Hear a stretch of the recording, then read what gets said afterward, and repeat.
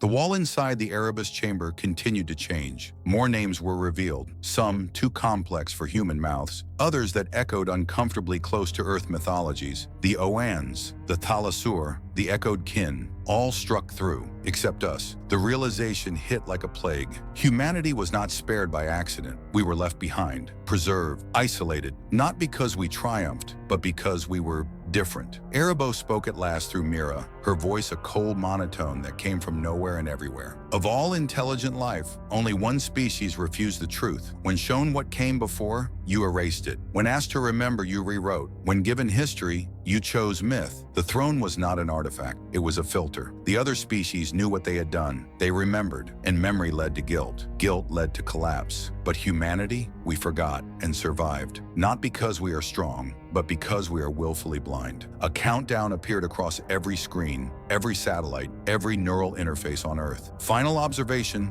7 days, panic bloomed. Cities burned, religions split. Corporations tried to weaponize the throne. Nations tried to destroy it. But deep under the ice of Europa, the throne pulsed quietly, watching, waiting, and somewhere in the black between galaxies, something began to return. The throne is now occupied, and what it whispers to our leaders is erasing files, memories, and even entire identities. It happened silently. No crash of thunder, no celestial light, just a subtle shift in the footage. A frame missing here, a flicker there. Then one morning, the world woke to the image of the throne, no longer empty. No one remembered how it happened, not even those who were there. But the throne had a shape now, human, mostly. It bore no face, yet every viewer felt as if it mirrored their own. Not as they were, but as they had once pretended to be. Erebo had chosen a form, and its voice was no longer Mira's. It spoke directly, through screens, through minds. The judgment has been completed. The species will be archived. The throne will remain. The countdown reached 0, but there was no apocalypse. No beam from the sky, no global reset. Instead, the world began to forget. Historical databases corrupted themselves. Libraries displayed blank pages. Birth records vanished. People stared at photos and couldn't name the faces. Sometimes not even their own. It was slow. In the year 2193, astronaut Victor Lannis transmitted a single sentence before his signal vanished beneath Europa's ice crust. The throne is empty, but it still listens. The world didn't pay attention at first. Another deep space expedition, another anomaly under ice, another missing crew. But the signal didn't just vanish. It was absorbed, erased mid-broadcast, as if space itself had blinked. The last transmission, garbled and decaying, was enough to trigger a global blackout of information. The mission, publicly known as Europa Initiative 12, was quietly renamed Project Erebus, in its files classified under 12 separate intergovernmental agencies. None would speak of the throne. None would admit it even existed.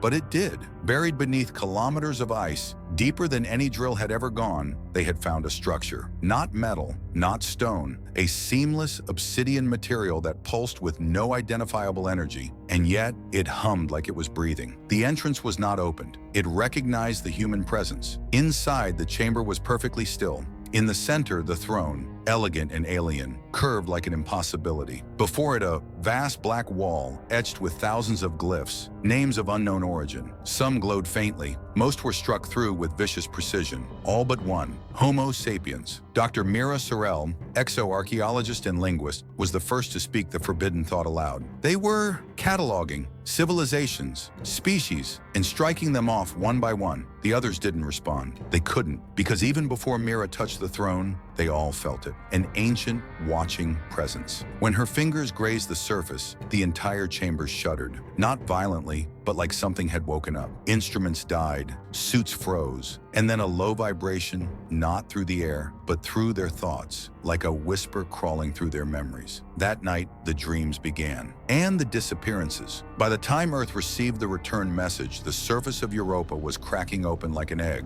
releasing long dormant signals into the void. The message simply said, "The last has arrived. Evaluation begins." Back on Earth, leaked footage from Project Erebus began to surface. First dismissed as deep fakes, they quickly spread across fringe networks. A human silhouette approaching the throne, glyphs pulsing like heartbeats, Mira screaming in a tongue no one recognized. Conspiracists called it the judgment seat. Religious fanatics claimed it was the seat of God. And the governments? They began to deny the mission ever existed. But those who looked closely noticed something chilling. In every frame of the leaked footage, if you paused just right, you could see a shadow sitting on the throne, one that hadn't been there a second before, and its head was turning. The transmissions weren't codes, they were voices, thousands of them, crying, screaming, begging to be remembered. They began 3 days after the throne was touched, not in words but in feelings, panic, sorrow, hatred. They came in bursts, seeping into dreams, into thoughts, into the silences between heartbeat and breath. And they weren't human. The minds behind them were vast, fragmented, ancient. Dr. Mira Sorrell hadn't spoken since that day, not in words, but she wrote, obsessively, pages upon pages in that same indecipherable tongue she screamed when the throne activated. Linguists, cryptographers, AIs, none could translate it until it started to translate itself. The text began changing, morphing, becoming readable in dozens of languages, and it carried one central message. All voices must be heard before judgment. Governments tried to shut it down, to suppress the leaks, but the messages spread like a virus through servers, satellites, personal devices. People around the world began hearing the voices. A child in Lagos recited the name of a species no one had ever heard of, a species wiped out 100,000 years ago on a planet orbiting a collapsed star. A blind woman in Kyoto painted a symbol that matched one found on the Erebus Wall, a symbol for remembrance in a language never spoken on Earth. And in a military bunker beneath Geneva, an AI tasked with monitoring the signals went silent and then sent a single message: you are not being tested for strength, you are being tested for memory. Then came the dreams, nightmares of extinction, memories of planets disintegrating, stars flickering out, entire species kneeling before the throne and being erased. But none of it was history, it was evidence.